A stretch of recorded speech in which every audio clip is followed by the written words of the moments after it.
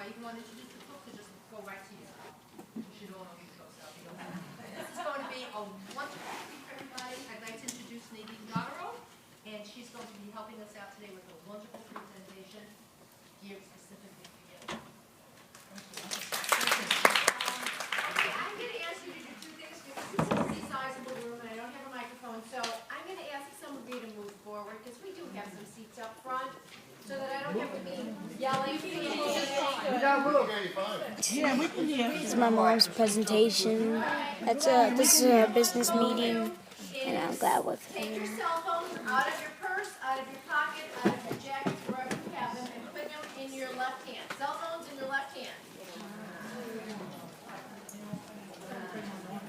We're still filming. Oh, look at this. It's Comaster 12500, and I'm at my mom's meeting. I know I haven't made a video in a while, and I missed you guys, but still, I haven't made a video in a long time. Right now, I'm using a different, someone's video camera with an iPad too, and it's up every good time right now. I haven't made a video in like a long time, so here's a video finally, and I'm going to post it on here. The Master One's Quest episode, next episode is going to be in... Once you hear how long it's been, I'll tell you I graduated junior college when I was 2. I'll see you guys I later, spent the first and I hope you 17 enjoy years this of my video. career as a cook manager for Buffalo City Schools. So I am the person that took the phone call in the morning that said, I'm coming in today and you're going to be short-staffed. I'm the person that worked at the hot sink when I was short-staffed, served on the line, and did the cash register when they let me, because once we moved to an electronic system when I was a director, I sucked at the register. So my staff wouldn't let me anywhere near it. But when we were short-staffed, even when I was a director in a district that was about this size, I was in there on the serving line and helping out in the kitchens when I needed to. So I have been where all of you are. So some of the things I'm going to share with you today is going to be really, really old news to some of you. Some of it's going to be, a little bit different, and we're going to spend a lot of time talking about the new regulations that are coming down this year. Now, I spent a little time talking with Janet, and you guys are really ahead of the curve with some of the things that you've done in the past. But some of the things that are going to happen this year are going to be totally different from what you've done. So when we get to that part, we're going to play a little game called Meal or No Meal, and hopefully you all get it figured out. But right now, I want everybody to stand up. Oh, and no groaning. Groaning is not allowed. All right. Everybody stand up.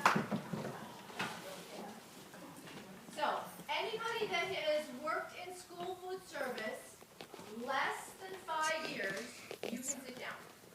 Less than 5 years, you can sit down.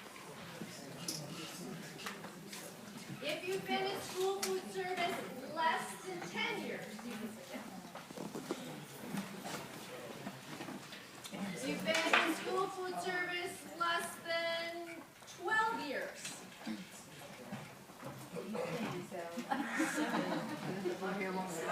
Less than 15.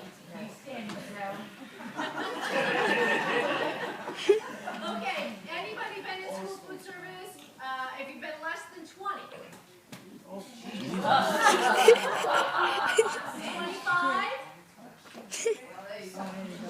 Okay, Sarah. The only ones left standing. Okay, but those of you who were standing the longest, you can sit down, thank you, have gone through lots of changes in your careers in school food service, and this year is going to be no different. We've got some huge changes coming down. Now, as I said, some of the stuff that we're going to go through in this presentation is really going to be old hat to you, especially if you've been doing this for a while. There's some pretty basic stuff, but hopefully I'll be able to make it a little interesting by interjecting some of the stories that I've encountered in my more than years of working in child nutrition. So, this is the brief commercial. This training is brought to you by the New York State School Nutrition Association. I hope you It's a professional association, and I understand that some of you got to go to the conference when it was in Poughkeepsie. So it's the organization that puts on the as I conference. can, a little bit. Just a little slide saying change is coming, and you never know what it's going to look like. So I'm going to start and end this presentation presentation at the same spot, and that's talking about customer service. Because without customers, none of us have jobs. If you don't have kids coming into your cafeteria to have lunch, if you don't have some teachers and administrators coming in to get lunch, there's no lunch for you to prepare, and therefore, maybe no job. So it's incumbent on all of you to make sure that your students, your customers, in whatever way, shape, or form you perceive your customer, get treated with respect every time they come into the cafeteria. Now, I know, as I said, I've been the cook manager, I've been the person on the line serving. Where are my middle school people? Okay, I know those kids aren't always nice, but that doesn't mean you get to be not nice back to them, okay? You never know what's going on with them. The cafeteria might be the only place in the entire school where someone's not demanding something of them or making them unhappy or feel badly about themselves.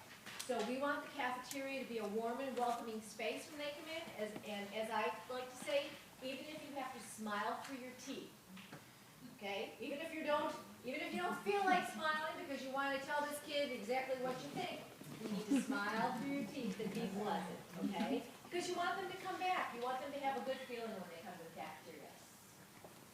There are many things that make up customer service, okay?